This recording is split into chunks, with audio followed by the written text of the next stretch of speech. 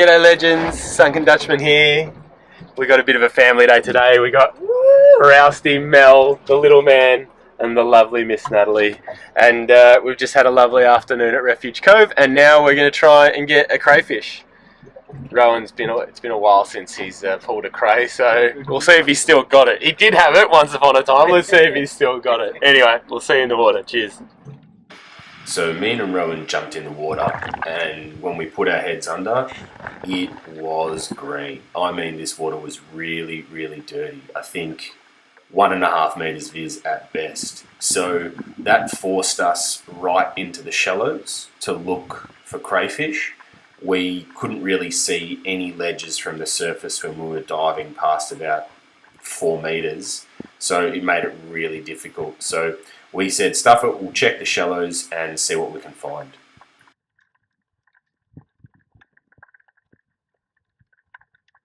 After a little while of searching, I managed to locate this cray.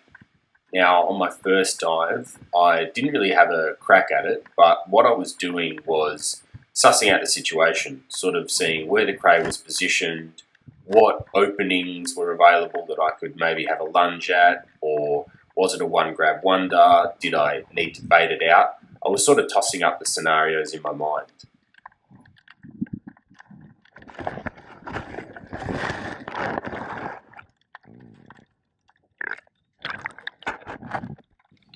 After getting a good look at that cray, I sort of decided that the best option might be to try and bait him out, mainly because the cray had a lot of room to move, and if I spooked it, it would have just kicked out of reach quite easily.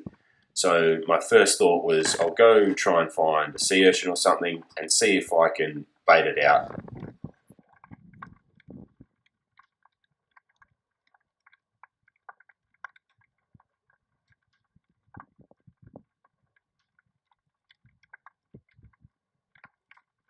As the cray was sort of a little bit back towards the back of the ledge or the cave, what I was trying to do was waft the sea urchin scent in front of the cray to try and tempt the cray to just walk forward enough for me to get a grab on it. So something that I do if I've got a cray that's a little bit far back is I try and push water through whatever it is that I'm baiting the cray with, sea urchin, fish, whatever it might be. In an attempt to try and get them to walk forward.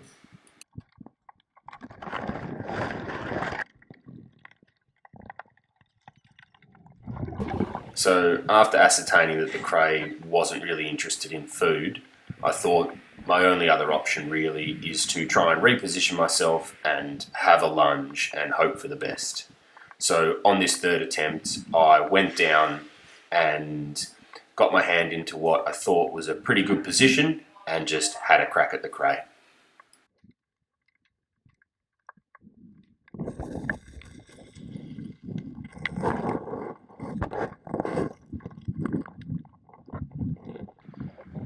Once I got a handle on this cray and I pulled it from the cave, I knew that it was going to be a bit small.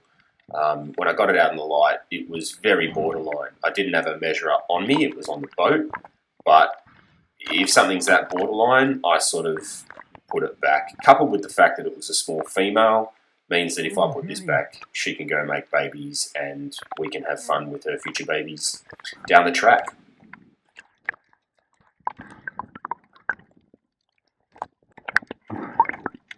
What I done is legal. You reckon it's legal? Pretty small. Huh? Pretty small. Yeah. No, she's gonna go.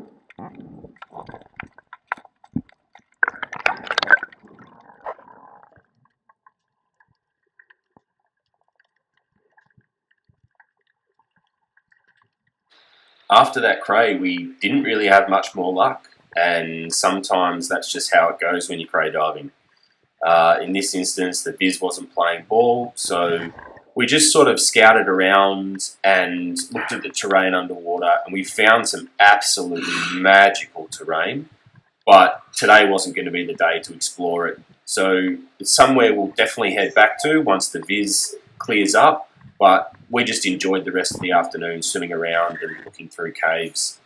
So with that, Hope you enjoyed our little adventure for the day. Hope you guys get out there and get wet yourselves, and we'll see you on the next one. Cheers. That's cool. That's cool, eh? I saw that cave. I was like, what's in it? Oh wait, I'm filming.